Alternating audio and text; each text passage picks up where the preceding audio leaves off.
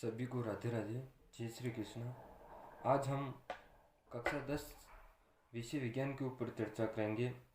विषय विज्ञान के अंदर हम हर एक अध्याय को पढ़ते चलेंगे कि किस प्रकार बोर्ड में अच्छे नंबर ला सकते हैं विज्ञान के अंदर हम। इसलिए आज हम आपको एक अच्छी सी सरल भाषा में पढ़ाते हुए आगे बढ़ेंगे। हम बात करते हैं विषय विज्ञान की। विज्ञान की बात करते तो आपको पता है कि विज्ञान दो शब्दों से मिलकर बना हुआ है, वि प्लस ज्ञान से। आपको पता है कि ज्ञान यानी ज्ञान का अर्थ होता है जानकारी प्राप्त करना,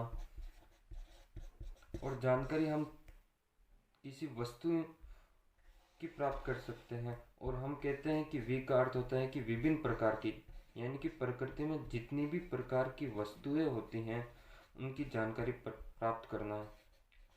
अर्थात विज्ञान का अर्थ ये होता है कि विभिन्न प्रकार की वस्तुएं हैं जिनकी जानकारी प्राप्त करना ही क्या होता है, विज्ञान होता है। तो हम कह सकते हैं कि विज्ञान की परिभाषा को कि विभिन्न प्रकृति में विभिन्न प्रकार की वस्तुएं जिनकी जानकारी प्राप्त करना ही क्या होता है, विज्ञान होता है।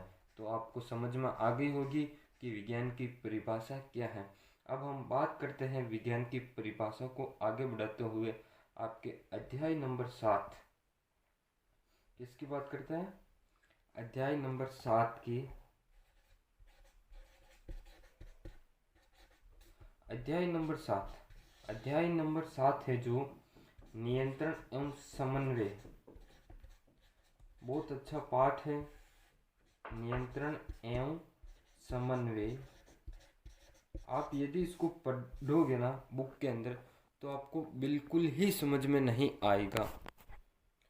आपको बुक से इसलिए समझ में नहीं आएगा क्योंकि ये पाठ एनसीईआरटी द्वारा लिखित है, और एनसीईआरटी की जो भाषा है वो बहुत ही कठिन है। आप यदि चाहते हो कि आपको समझ में आ सकता है तो आप एक बार नहीं, दो बार नहीं, 3 बार इस बुक को पढ़ लो, फिर कहना कि हमें समझ में आया कि नहीं आया। चलो हम बात करते हैं नियंत्रण एवं समन्वय की। नियंत्रण एवं समन्वय है क्या इसके अंदर। तो पहले बात करते हैं हम नियंत्रण की। नियंत्रण का अर्थ होता है किसी के ऊपर काबू पाना यानी कि कंट्रोल करना। नियंत्रण का इंग्लिश अर्थ क्या है, कंट्रोल करना। आप समझ रहे होंगे कंट्रोल क्या होता है, किसी के ऊपर काबू पाना। जैसे कि मैं कुछ लिख रहा हूँ वहाँ पर, या जैसे लिखा मैंने काबू पाना, तो ये भी एक नियंत्रण है। मुझे के खे गे का तो ज्ञान है, लेकिन जब मैं लिख नहीं पाऊंगा कि मैं के की जगह खे लिख दूंगा तो ये तो अलग ही हो जाएगा ना। इसलिए ये मेरे हाथों पर नियंत्रण है। और ये नियंत्रण होता कहाँ से है, ये बात हमें समझनी है। नियंत्रण तो आपको पता चल गया कि नियंत्रण का अर्थ क्या होता है। नियंत्रण का अर्थ क्या होता है कि हम जो भी कार्य करते हैं ना उस पर कंट्रोल होता है। जैसे हमारे शरीर में जितने भी पाचन तंत्र है, जितने भी अंग है, उन पर कहीं ना कहीं किसी का कंट्रोल है, कहीं ना कहीं किसी का कंट्रोल है।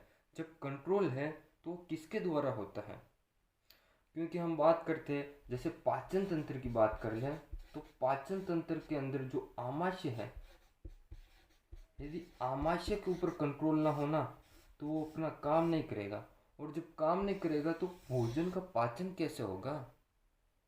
आमाशय जब काम नहीं करेगा तो भोजन का पाचन कैसे होगा, और भोजन का पाचन नहीं होगा तो हमें ऊर्जा कहाँ से मिलेगी। इसलिए नियंत्रण होना हमारे शरीर पर बहुत आवश्यक है। और नियंत्रण कहाँ से और कैसे होता है आपको पता चल गया है कि कहाँ से होता है। नियंत्रण हमारे मस्तिष्क द्वारा होता है, हमारे दिमाग द्वारा होता है नियंत्रण।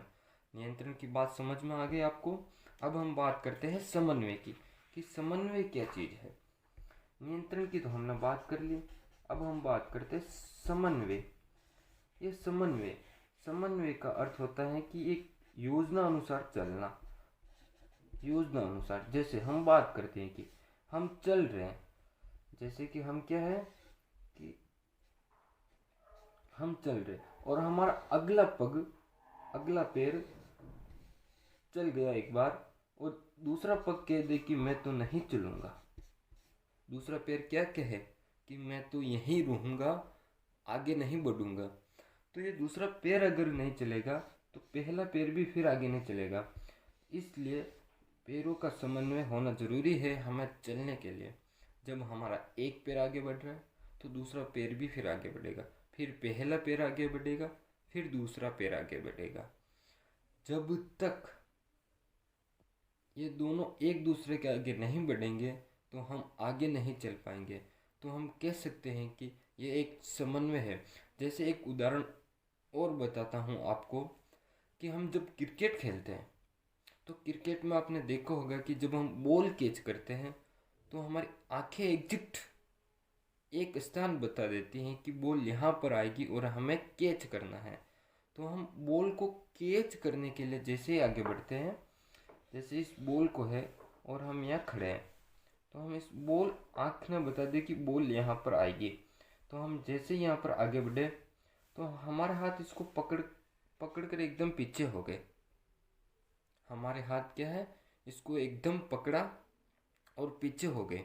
तो हमारी आँखों ने बताया कि बॉल यहाँ पर आएगी और हमारे हाथों ने काम कर दिया।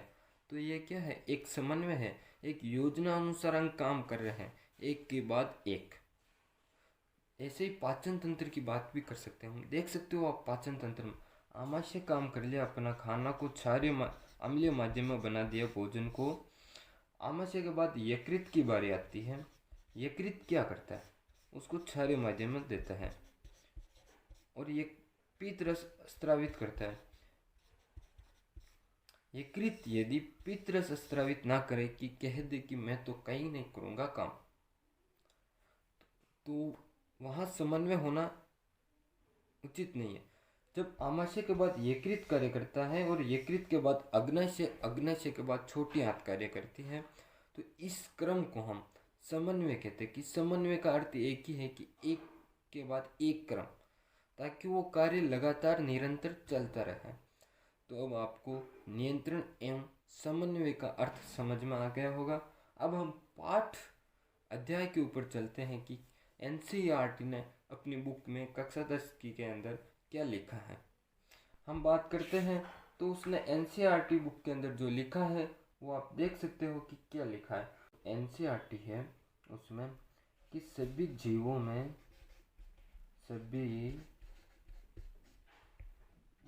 में गतियाँ वृद्धि से संबंधित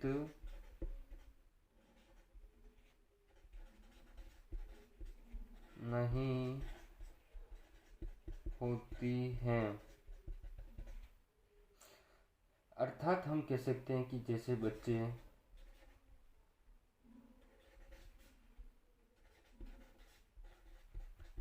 चूल्हे पर झूल रहे हैं,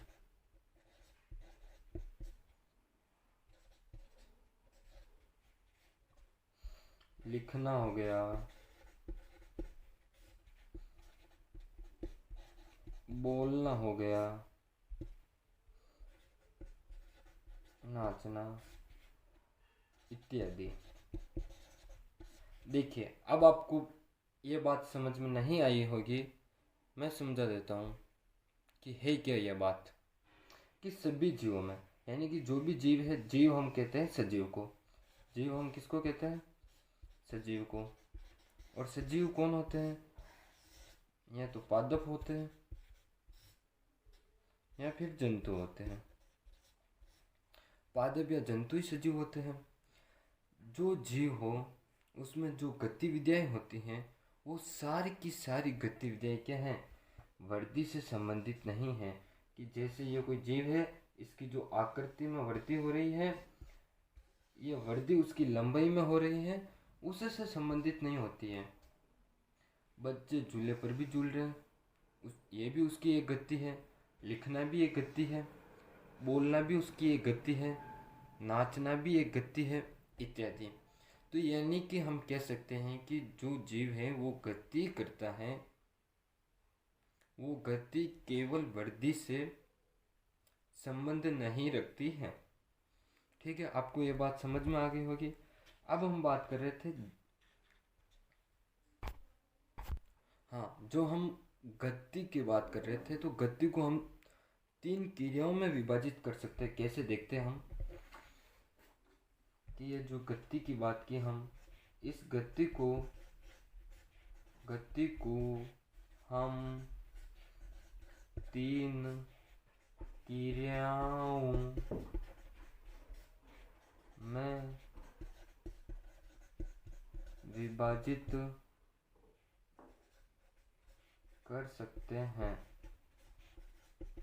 कौन कौन सी क्रियाएं? पहली ऐच्छिक क्रियाएं। अब देखो, ऐच्छिक क्रिया की बात आई है तो आपको ऐच्छिक क्रियाएं क्या होती है मैं आपको समझा देता हूँ। ऐच्छिक क्रिया ये जो अपनी इच्छा अनुसार करते हैं हम, हमारी जो इच्छा होती है और वो हम क्रियाएं करते हैं, वो ऐच्छिक क्रिया है। जैसे मेरी इच्छा है आपको पढ़ाना, जैसे मेरी इच्छा है कि आपको पढ़ाना, तो मैं आपको पढ़ा रहा हूँ। और आपकी इच्छा है कि आप मुझसे पढ़ना चाह रहे हो यूट्यूब पर, तो आप मुझसे ही पढ़ोगे, किसी और से नहीं। जैसे ही देखो, ऐच्छिक क्रिया के अंदर आ गया लिखना। लिखना भी एक क्रिया है, क्योंकि हम जब अपनी इच्छा होगी तभी लिखेंगे ना। बोलना हो गया, हंसना हो गया आदि। अब दूसरी क्रिया है अनैच्छिक क्रिया। अनैच्छिक क्रिया आप समझ रहे होंगे कि अनैच्छिक क्रिया कौन कौन सी है।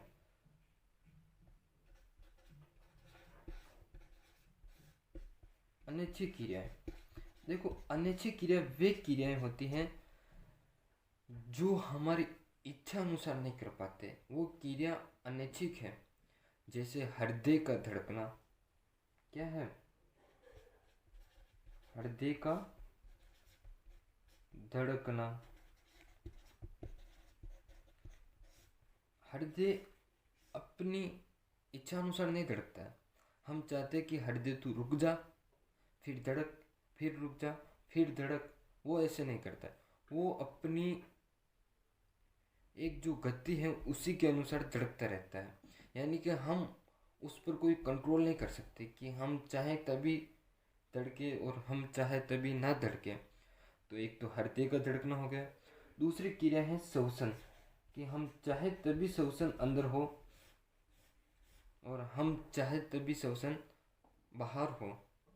तो यह तो हो नहीं सकता, क्योंकि एक श्वसन है वो अपने आप होता रहता है। एक चीज़ और आ गई, जैसे पाचन की। हम अपनी इच्छा अनुसार पाचन को थोड़ी ना रोक सकते कि आमाशय ने पाचन कर लिया, अब बहुत हो गया, अब हम यकृत के बाद कल भेजेंगे पाचन के लिए, ऐसा तो है नहीं। वो तो जैसे आमाशय में पाचन हुआ यकृत के लिए चला जाएगा, यकृत से अब छोटी आंत के अंदर चला जाएगा। तो वो क्या क्रिया होती रहती है, उस पर हम कुछ नहीं कर सकते, तो उनको अनैच्छिक क्रिया कहते हैं। ये आपके बात समझ में आ गई होगी। ऐच्छिक अनैच्छिक क्रिया। और एक क्रिया है प्रतिवर्ती क्रिया। कौन सी क्रिया? प्रतिवर्ती क्रिया। अब देखना प्रतिवर्ती क्रिया क्या है। एक छोटी सी बात से आपको समझाता हूँ कि हमने जब सड़क पर चल रहे होते पैदल, जब हम क्या होते हैं सड़क पर पैदल चल रहे होते हैं और पीछे से अचानक एक गाड़ी आती है और वो अपना हॉर्न बजाती है। क्या करती है? हॉर्न बजाती है।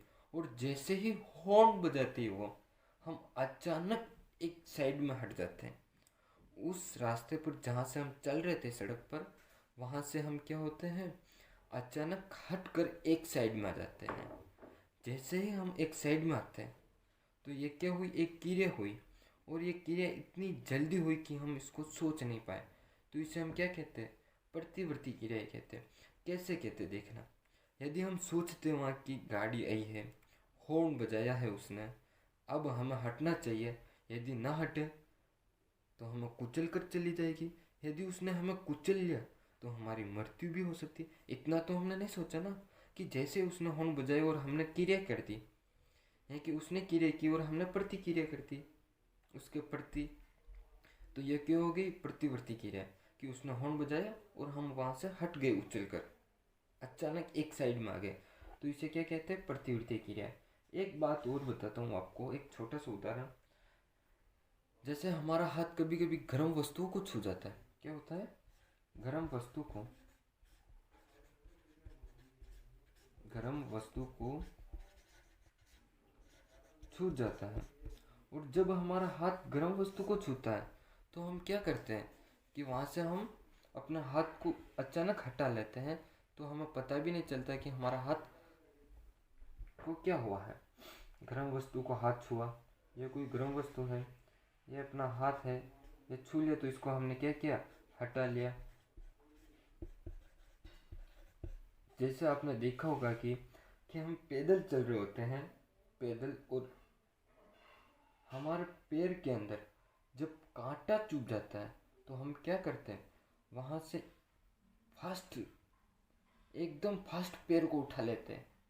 कि इतनी जल्दी क्रियाएं होती हैं कि हमें सोचने का समय नहीं मिलता है। क्या होता है, हमें सोचने का भी समय नहीं मिलता है कि हम पैर उठाएं या नहीं उठाएं। इतनी जल्दी फास्ट क्रिया होती है। इस फास्ट क्रिया को क्या कहते हैं हम? प्रतिवर्ती क्रिया कहते हैं। क्या कहते हैं? प्रतिवर्ती क्रिया। अब आपको तीनों क्रियाएं समझ में आ गई होंगी। अच्छी क्रियाएं वे क्रियाएं जो हम हमारी इच्छा अनुसार कर सकते हैं, अनिच्छी क्रियाएं वे क्रियाएं जो हम अपनी इच्छा अनुसार ना करते हुए वो एक रफ्तार से वो चलती रहती है। तीसरी है प्रतिवर्ती क्रियाएं। प्रतिवर्ती क्रियाएं वो क्रियाएं भी आपने समझ ली है कि कैसी होती है, किस प्रकार होती हैं। अब हम बात करते हैं कि ये जो क्रियाएं हो रही है, वातावरण के अंदर कहीं ना कहीं हम इसकी प्रतिक्रियाएं कर रहे हैं। जो वातावरण है उसके अंदर ये क्रियाएं हो रही हैं, इसका हम प्रतिक्रियाएं करते हैं।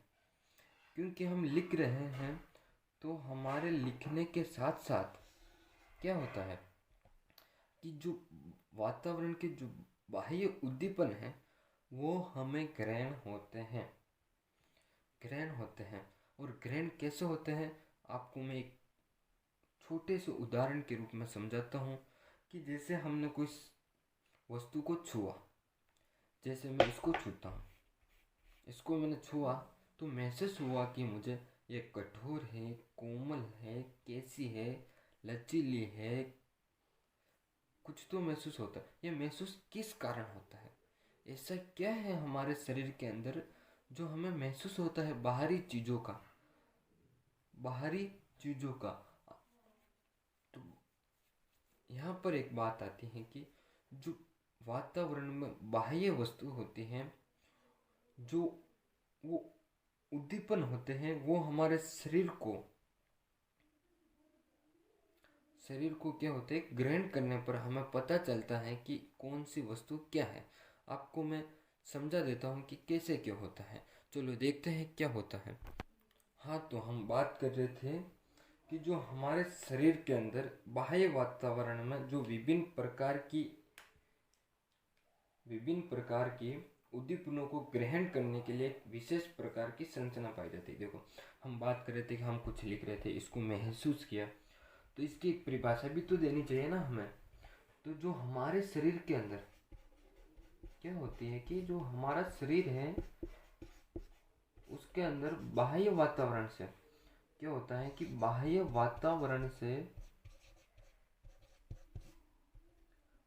वातावरण से एक विशेष प्रकार की ग्रंथि पाई जाती है।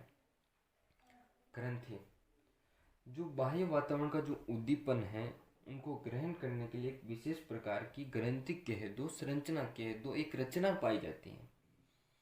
क्या पाई जाती है? एक रचना। उस रचना को हम क्या कहते हैं? ग्राही अंग या संवेदी अंग।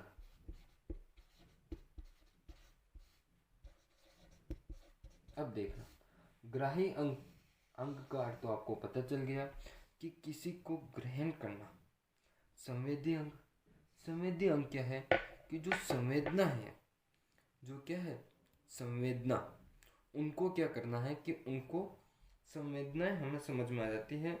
संवेदनाओं को समझने के लिए संवेदी अंग होते हैं। ठीक है, ये बात क्लियर है। संवेदी अंग को हम कभी कभी ज्ञानेंद्रिय कहते हैं। ये तीनों नाम एक ही है, ज्ञानेंद्रिय अंग। अब देखो, बहुत अच्छी बात निकल कर आई है कि ज्ञानेंद्रिय अंग होते हैं हमारे शरीर के अंदर बाह्य वातावरण को, जो उद्दीपन होते हैं बाह्य वातावरण के अंदर, उनको ग्रहण करने के लिए। अब जब हमने ग्रहण किया तो ज्ञानेंद्रिय अंग के द्वारा ग्रहण किया, तो आप बता सकते हो कि हमारे शरीर में ज्ञानेंद्रिय कितनी होती है। तो चलो मैं बता देता हूँ कि ज्ञानेंद्रिय कितनी होती है। पहली बात करते हैं ज्ञानेंद्रिय की, तो जीभ होती है। दूसरी बात करते हैं नाक होता है। तीसरी बात करें आँख हो गई। चौथे नंबर की बात करते हैं तो कान हो गए। पांचवें नंबर की बात करते हैं हम, तो आप समझ रहे हो कि पांचवें नंबर की क्या चीज हुई है, त्वचा।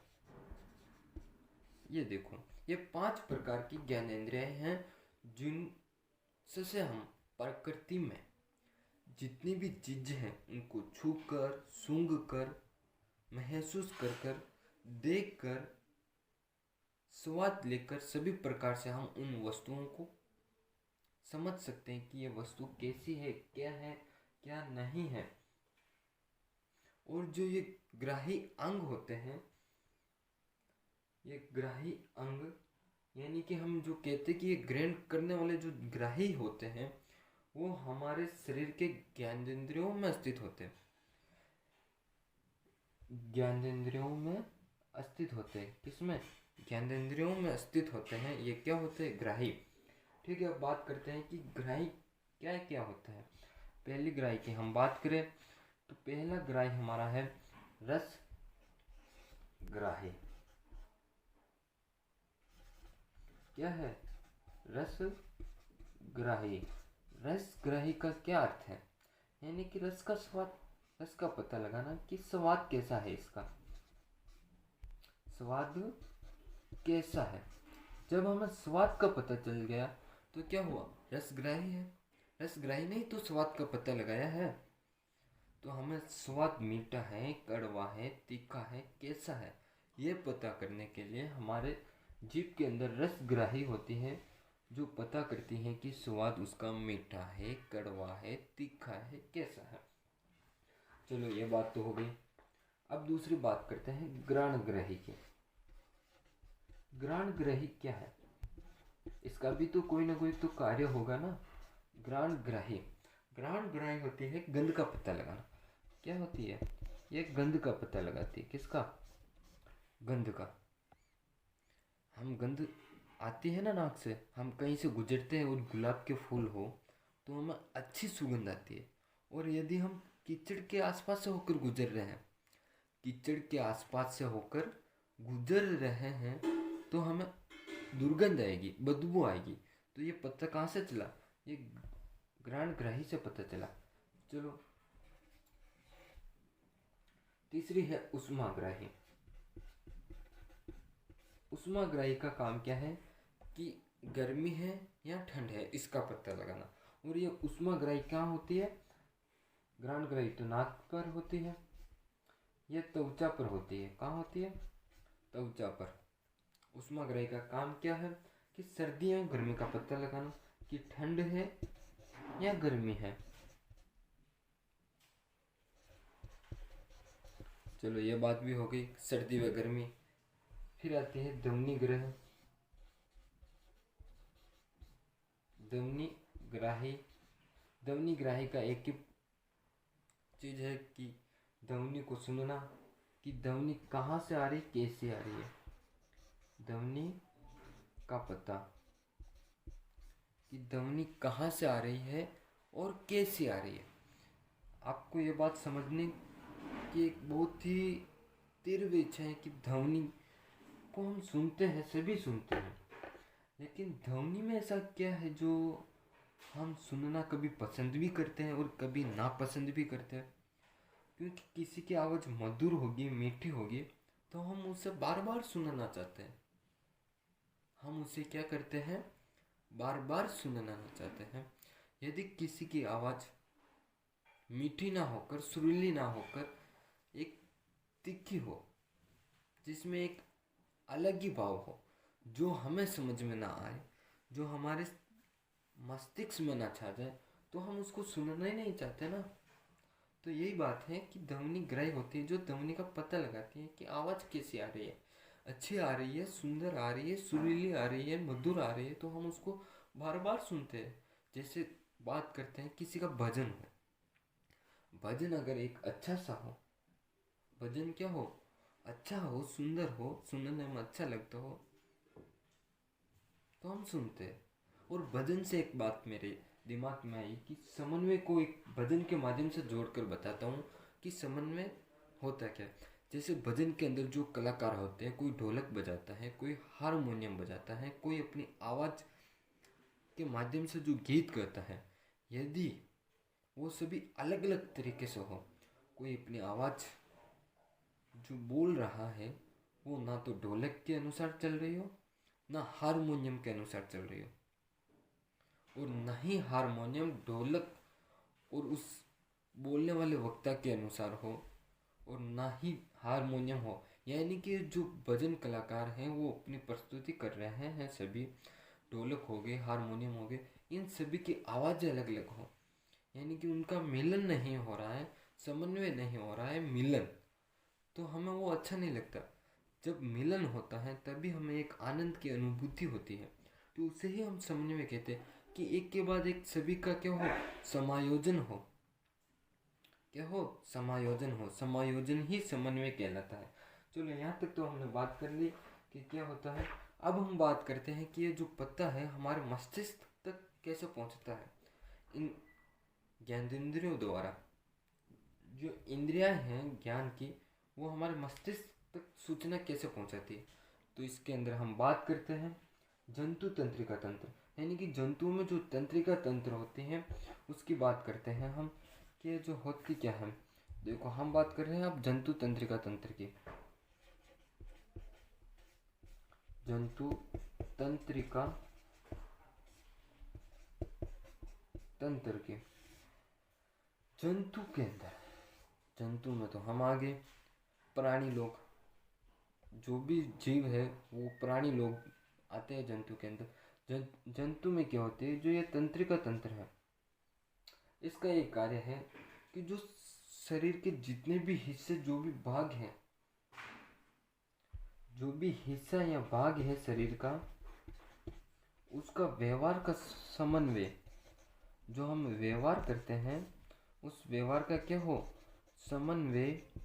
और इस समन्वय के साथ साथ शरीर के जितने भी एक भाग और दूसरे भागों के बीच में संकेतों का प्रसारित करना करता है। जंतु तंत्रिका क्या है, शरीर का वह हिस्सा, शरीर का क्या है, वह हिस्सा है जो व्यवहार का समन्वय करता है, एवं शरीर के विभिन्न हिस्सों में क्या होता है, विभिन्न हिस्सों में संकेतों का प्रसारण करना। संकेतों का प्रसारण कैसे होता है यह हम देखेंगे कि जो हमारे शरीर में विभिन्न हिस्से हैं, विभिन्न भाग हैं, विभिन्न अंग हैं, उनके एक दूसरे के मध्य जो संकेतों का प्रसारण होता है वो कैसे होता है। संकेतों का प्रसारण होता है जो विद्युत आवेग के द्वारा होता है। किसके द्वारा होता है, विद्युत आवेग के दौरान होता है। ये जो भी प्रसारण होता है विद्युत आवेग के दौरान होता है। यह विद्युत आवेग को एक स्थान से दूसरे स्थान पर ट्रांसफर किया जाता है। तो हमने ये बात कर ली कि जंतु तंत्रिकाओं क्या होते हैं। जंतु तंत्रिका वही होते हैं हमारा व्यवहार का समन्वय, हमारे व्यवहार का जो समन्वय करते हैं, और हमारे शरीर के जितने भी अंग हैं उनके बीच एक दूसरे को क्या करते हैं, संकेत भेजते हैं। क्या करते हैं, संकेत भेजते हैं, संकेत भेजते हैं। और संकेत भेजना ही क्या है, जंतु तंत्रिका तंत्र है।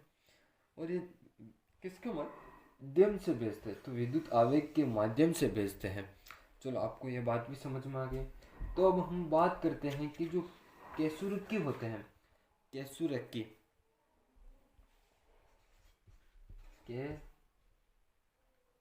कैसुरक्की वर्टिबर्ट्स वर्टिबर्ट्स आप समझ रहे होंगे,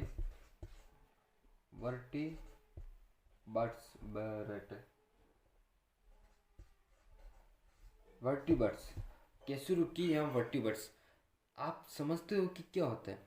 जिनमें रीढ़ की हड्डी पाई जाती है, जिन जीव के अंदर, जिस जीव में शरीर के अंदर वर्टिबर्ट्स पाई जाती है, यानी कि रीढ़ की हड्डी, क्या हो, रीढ़ की हड्डी हो, उसे हम क्या कहते हैं, कैसुरक्की कहते हैं, वर्टिबर्ट्स कहते हैं। चलो ये आपको समझ में आ गया वर्टिबर्ट्स क्या होते हैं। तो कैसुरक्की की हम बात कर रहे थे।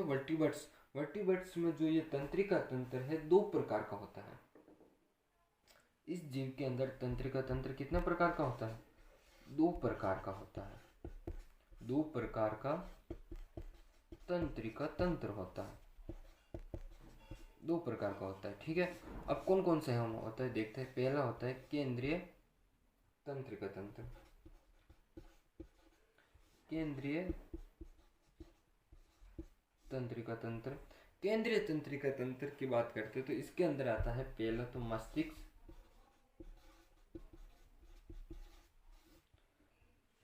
और दूसरा आता है मेरु रज्जु। अब आप देख रहे हो कि मेरु रज्जु, मस्तिष्क तो आपको पता चल गया है कि दिमाग है, चलो ये भी अच्छी बात है।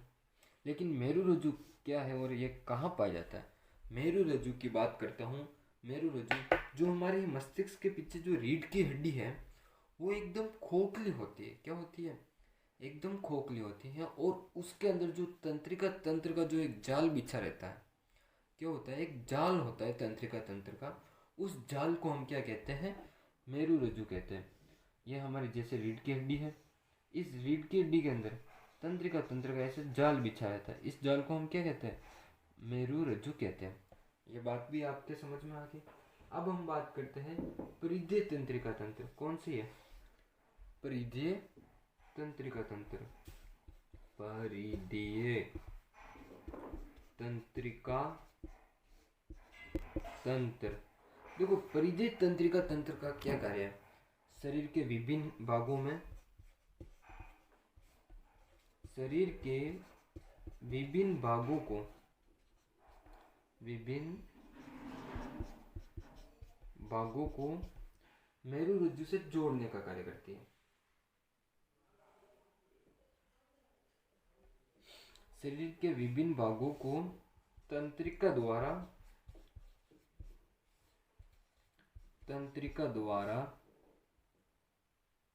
मेरु रज्जु से अलग अलग भागों को जोड़ती है। शरीर के विभिन्न भागों को तंत्रिका द्वारा मेरु रज्जु से जोड़ती है, मेरु रज्जु से क्या करती है, जोड़ती है।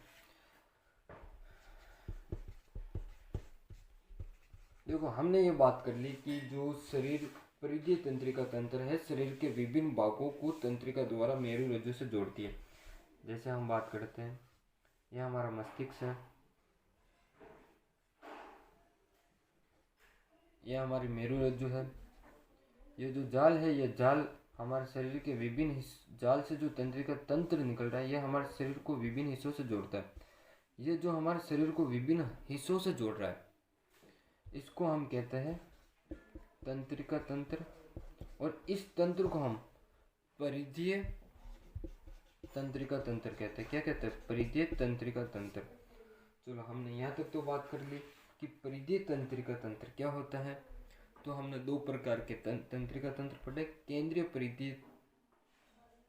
केंद्रीय तंत्रिका तंत्र और परिधीय तंत्रिका तंत्र।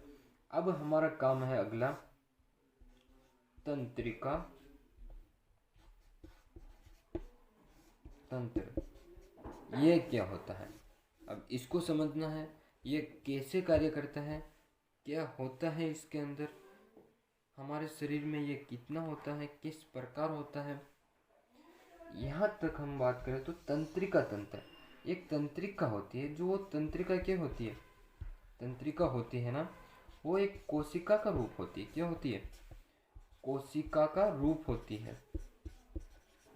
जो तंत्रिकाएं होती हैं वो तंत्रिकाएं एक कोशिका का रूप होती है। आपको ये बात समझ में आ गई होगी, तंत्रिका जो है कोशिका का रूप होती है। विस्तार से हम चर्चा अगले भाग में करेंगे तंत्रिका तंत्र के ऊपर। तो आप लोगों को यदि वीडियो समझ में आया हो तो आप कमेंट करके बताएं, इसको सब्सक्राइब करें, लाइक करें। धन्यवाद।